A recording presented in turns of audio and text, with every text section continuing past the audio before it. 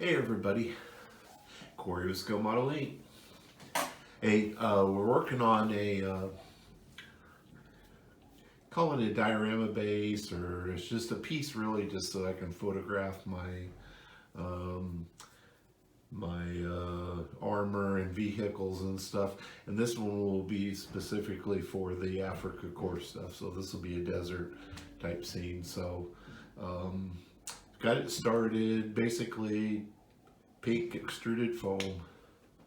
Got a couple layers on there that I've used a foam knife on, and then I've used some cork as well, and have that uh, glued in there and soaked with glue. And I think the next step will be some plaster cloth on most of the visible pink foam. So then we'll step back and see what step next is.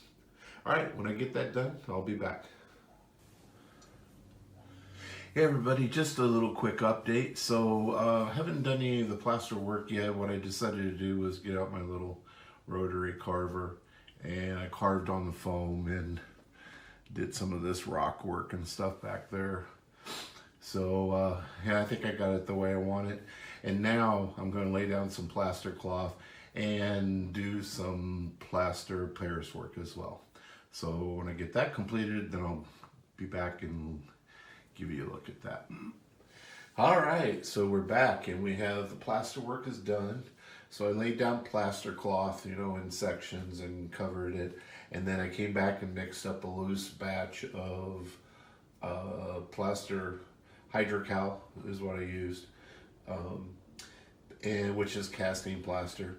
And then I just, with a big old throwaway brush, I just kind of, one job is to cover up the mesh, anywhere there's mesh, or the most of it anyway.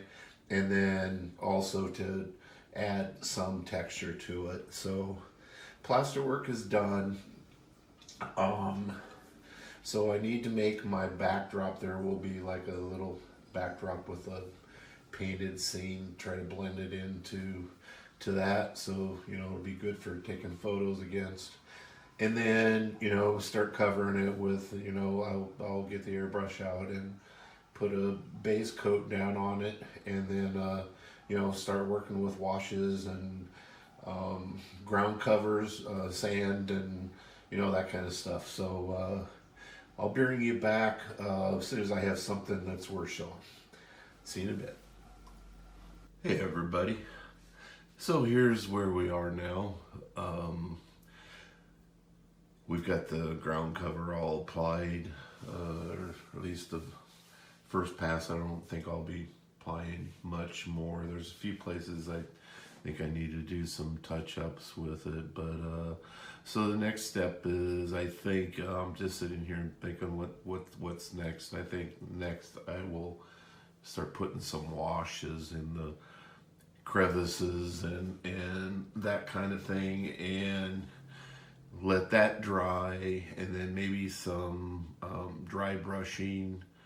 But I'd like to kind of keep the dry brushing to a minimum at this point. I think I may need to reapply some of the sand that I've used. And basically what I've used here is just a bunch of different sand product, gravels, talus, sand, a couple different sands, and that kind of thing. And then just, soaked it down with the diluted PVA. So that's here what's next, and then when I get done with that, I'll bring it back and give you a look-see before I start working on the backdrop of it. All right, we'll be back. All right, so we got the base done. We got the washes in, around in the crevices of the rocks and stuff, and around the small pebbles and stuff. I did come back and I sprinkled a little bit more sand on top And then final, I did the little tiny little rocks and stuff. I did use some bright. Actually, I used aged white from Vallejo and kind of individually painted those. Got a little bit of sunshine on those, and then I put a sealer on it. So it's pretty much done here, and now it's going to start working on the backdrop. So, which is just a a styrene sheet that I'm going to glue up to the back, and it's going to be just a simple little backdrop just to give it something for to have behind without seeing that view when I'm shooting pictures. So all right, we'll be back. All right, so we basically took my styrene and I just put a flat coat of just a cheap acrylic, like a sky blue color that I kind of mixed up and out of a couple bottles. And I could get fancier with blending down and what have you, but I just want to keep it simple. And what I'm going to do now is kind of make not a stencil, but something to hold up in front of there, and then airbrush in just a little bit of background sandy area. So just to blend in a little bit from just the stark blue, just along the bottom and on the horizon there. So get that done and we're pretty much done. I did forget that on the base here I need to put in some tufts and a little bit of greenery. It's not totally barren in North Africa. So all right, we'll be back. Hey everybody, so here's a look at what I come up with for the backdrop. Just kind of laid in a flat blue color there, and then I made a cutout stencil like pattern thing to just lay down and do the background of the rocks and the mountains, and just laid it in fact I think that's Dunkelgelb.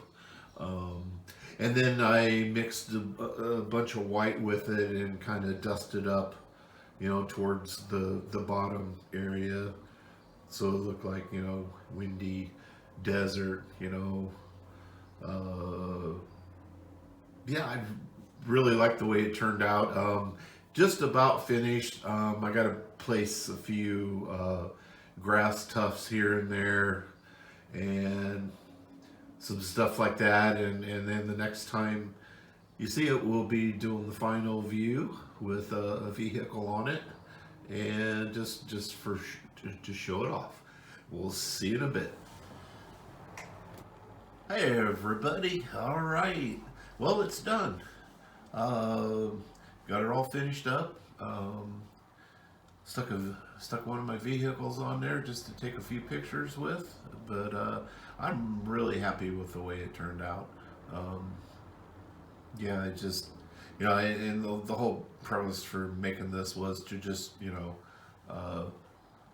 another way to display and take pictures of the stuff I built. So anyway, don't run off. There'll be some stills, a couple, 3, 4 stills at the end of this. Hey, I appreciate all my subscribers as always. If you like what you see, give us a subscribe, because it's free. That's what Sean always says. All right, guys, I appreciate it. We'll catch you on the next one.